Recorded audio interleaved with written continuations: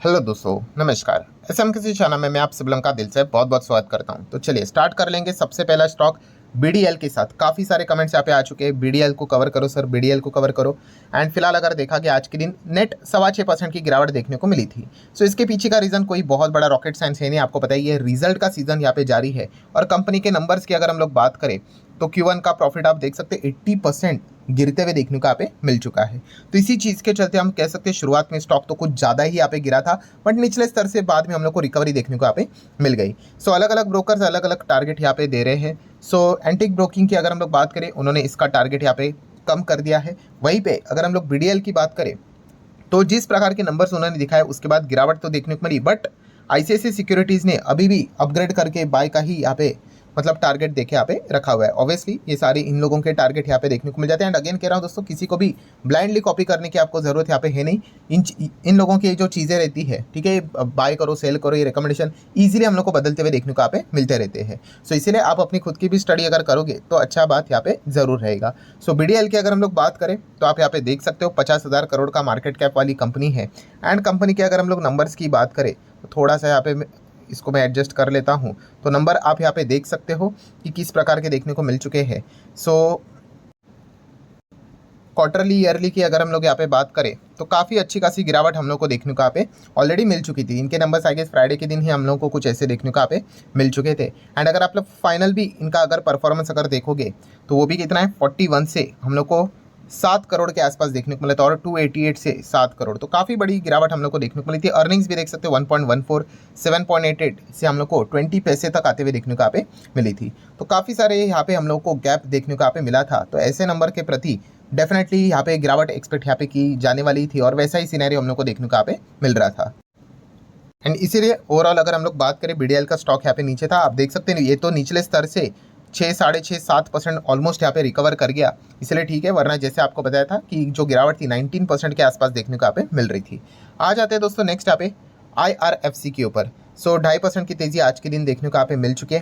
Company के number हम लोग को I guess during the market ही बट एकदम क्लोज होते होते देखने को यहाँ पे मिले थे, ठीक है। तो कैसे रहे कंपनी के नंबर, इसके ऊपर अभी हम लोग एक ओवरव्यू कर लेते हैं। सबसे पहले आप देख सकते हैं स्टॉक तो टॉप लेवल से 20% डाउन है, फाइन, बट कंपनी का रेवेन्यू एंड प्रॉफिट की बात करें तो फ्लैट ही परफॉर्मेंस हम लोग को देखने को मिला है। फ्लैट मतलब अगर आप यहाँ पे चेक कर सकते हो कैसा है फ्लैटिश परफॉर्मेंस, मतलब 1.6 ईयर ऑन ईयर बेसिस की जंप है। रेवेन्यू की भी बात करें तो 1.4%, मतलब इतना कुछ खास नहीं, 1.5% के आसपास का ही रफली हम लोग को जंप देखने को यहाँ पे मिल रहा है, ठीक है। अगर इनके नंबर्स की बात करें तो ठीक है, डेटा यहाँ पे मैंने ओपन कर लिया। जून मार्च जून का सीक्वेंस है। Total income 67,000, 64,000, 66,000। फिर उसके बाद एक्सपेंसेस को कट करने के बाद डायरेक्टली यहाँ पे प्रॉफिट ही हम लोग को देखने को यहाँ पे मिल जाएगा।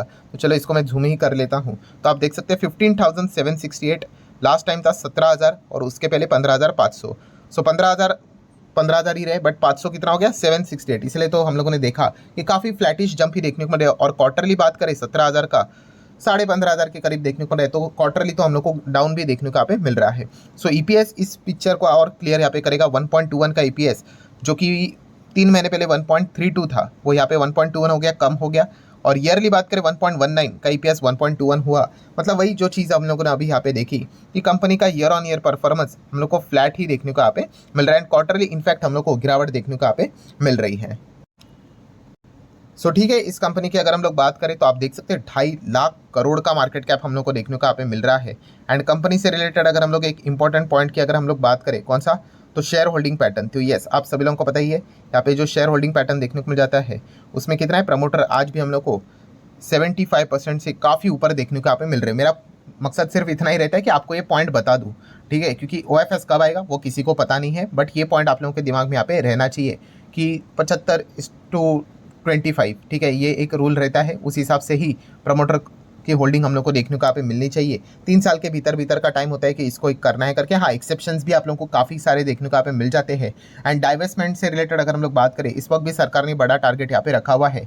सो इस साल की बात करें, इस फाइनेंशियल ईयर की अगर हम लोग बात करें तो डेफिनेटली इस ऐसे कंपनीज में हम लोगों को मैंडेटरी वाला जो स्टेक जो रहता है निकालने के हिसाब से कभी भी यहाँ पे OFS जैसी खबर हम लोग को भविष्य में देखने को मिल सकती है। अभी वो कब आएगा वो किसी को नहीं पता है, मैं अगेन यहाँ पे कहना चाहूँगा, ठीक है। तो एक पॉइंट आप लोगों को IRFC से रिलेटेड पता होना चाहिए।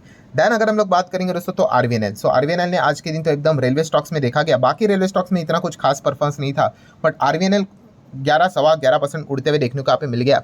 एंड नो डाउट हम लोगों ने यहाँ पे एक खबर यहाँ पे देखी थी, उसके ऊपर तो एक डिटेल वीडियो भी हुआ था कि कैबिनेट ने यहाँ पे लगभग 25,000 करोड़ के आसपास का जो रेलवे प्रोजेक्ट है उसको यहाँ पे अप्रूवल दिया, जो कि 7 स्टेट से गुजरते हुए देखने को यहाँ पे मिलने वाला है। ठीक है, एंड अगर देखा गया तो 8 न्यू रेलवे प्रोजेक्ट्स हम लोग को ये कवर होते हुए देखने को मिल रहे थे। इसमें से सबसे बेसिक चीज़ क्या रहेगी, तो सबसे पहले तो भाई ट्रैक बिछाने यहाँ पे पड़ेंगे। ठीक है, एंड ट्रैक बिछाने से रिलेटेड कभी भी खबर सामने अगर आ जाती है तो आरवीएनएल का स्टॉक हम लोग को फोकस में रहते हुए देखने को मिल जाता है। सो आप यहाँ पे देख ही सकते हो आरवीएनएल के बहुत सारे अलग अलग काम आप लोगों को देखने को मिल जाते हैं, जैसे कि डबलिंग करना, ठीक है, उसी के साथ साथ न्यू लाइन्स बिछाना, ठीक है, रेलवे के इलेक्ट्रिफिकेशन करवाना, बड़े बड़े मेजर ब्रिज सेटअप करना, वर्कशॉप्स की अगर हम लोग बात करें, ठीक है, ऐसे काफ़ी सारी चीज़ें आप लोगों को आरवीएनएल करते हुए देखने को यहाँ पे मिलता रहता है। सो मार्केट कैप की बात करें तो ये कंपनी 1.25 लाख करोड़ का मार्केट कैप फिलहाल तो दिखाते हुए देखने को यहाँ पे मिल रही है। एंड काफ़ी ज़बरदस्त परफॉर्मेंस इन्होंने दिखाया। शेयर होल्डिंग पैटर्न, चलो यहाँ पे तो मैंडेटरी वाला ओएफएस वाला कोई खतरा तो है नहीं, वैसे तो लाना चाहती है सरकार तो किधर भी ला सकती है ओएफएस, ठीक है, तो 72% प्रमोटर है। एफआईएसडीएस गिनकर कितना है, लगभग 10%। एंड बाकी पब्लिक के पास हम लोग को इसकी होल्डिंग देखने को यहाँ पे मिल रही है। अभी नंबर ऑफ शेयर होल्डर्स तो इसमें काफ़ी ज़्यादा हम लोग को लगातार बढ़ते हुए देखने को मिल रहे हैं, जो कि आपको पता ही है फोमो के चलते काफ़ी सारे बिगनर किसी भी स्टॉक में हम लोग को ब्लाइंडली एंट्री करते हुए देखने को यहाँ पे मिल जाते हैं। तो जैसे मैंने आप लोगों को कहा, अगर आपको किसी भी स्टॉक में एंट्री करना है तो हमेशा बिजनेस देखकर ही आप लोगों ने डिसीजन यहाँ पे लेना चाहिए। वैसे तो देखा गया तो आरवीएनएल के भी जो क्वार्टर के नंबर थे इस वक्त के इतने कुछ खास इंप्रेसिव यहाँ पे नहीं थे। अगर हम लोग यहाँ पे बात करते तो आप देख सकते हो क्वार्टरली भी गिरावट हम लोग को देखने को यहाँ पे मिल रही थी। ठीक है, जहाँ पे 2 का ईपीएस 50% नीचे गिर के 1 तक आते हुए देखने को मिल रहा था। एंड ईयरली अगर हम लोग बात करें 1.60 का ईपीएस, ठीक है, वो भी हम लोग को 1 के आसपास देखने को यहाँ पे मिल रहा था। मतलब क्वार्टरली ईयरली दोनों के हिसाब से हम लोग को गिरावटें देखने को मिली है। तो जितने भी हम लोगों ने यूजुअली अगर आपने चेक किया होगा सरकारी कंपनीज देखने को मिल रहे हैं, उनके जितने भी नंबर है क्वार्टरली ईयरली हम लोग को इतने कुछ खास देखने को यहाँ पे नहीं मिल रहे हैं। बट फिर भी जिस प्रकार के ऑर्डर बुक इनकी स्ट्रांग होती हुई चली जा रही है, तो भविष्य में रेवेन्यू रिकग्निशन और स्ट्रांग होगा तो माइट भी भविष्य में और इनका ईपीएस स्ट्रांग यहाँ पे हो सकता है। इसी के ऊपर काफ़ी लोग दाव लगाते हुए देखने को यहाँ पे मिल रहे हैं। तो ये वाला एक पॉइंट भी आप लोगों को जरूर पता है यहाँ पे होना चाहिए। देन अगर हम लोग यहाँ पे आगे बढ़ेंगे दोस्तों, तो अभी का रिसेंटली आपको पता ही है हॉट टॉपिक कौन सा है, हिंडनबर्ग की अगर हम लोग यहाँ पे बात करें तो।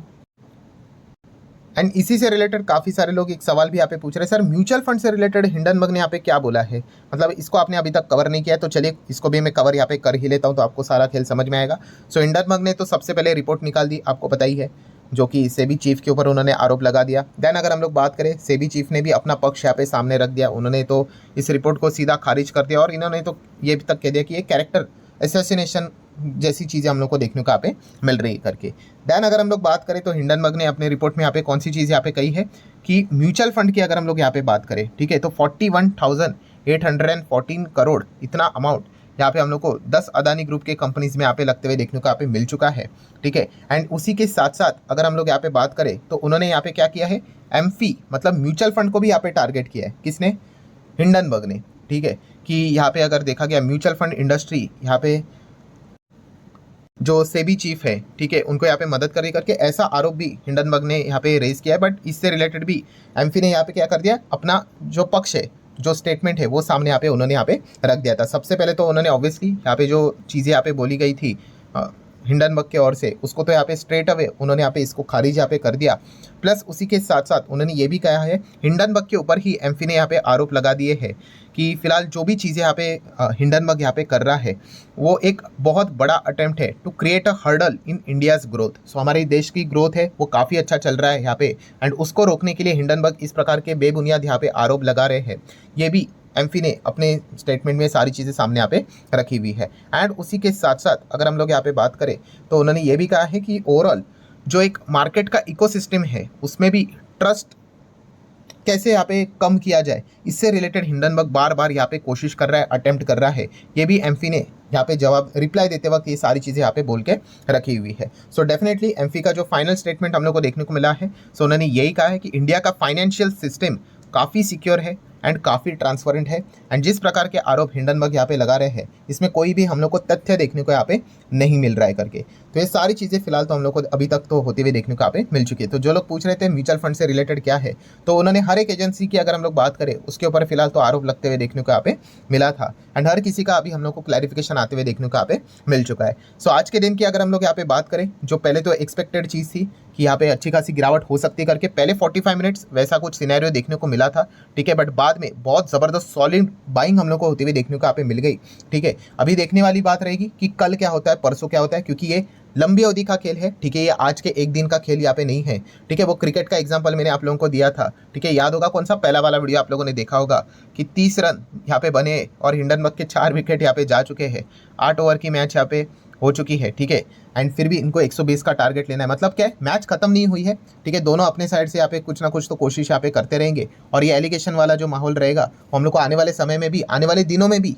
देखने को यहाँ पे मिलने वाला है। सो ठीक है, देख लेते हैं आगे क्या होता है करके। अभी तक जो भी सिनेरियो था वो सारे आप लोगों के सामने रखा है। वीडियो हेल्पफुल लगा होगा तो चाहो तो लाइक एंड शेयर कर सकते हो। मिलते हैं नेक्स्ट वीडियो में, तब तक के लिए बाय बाय।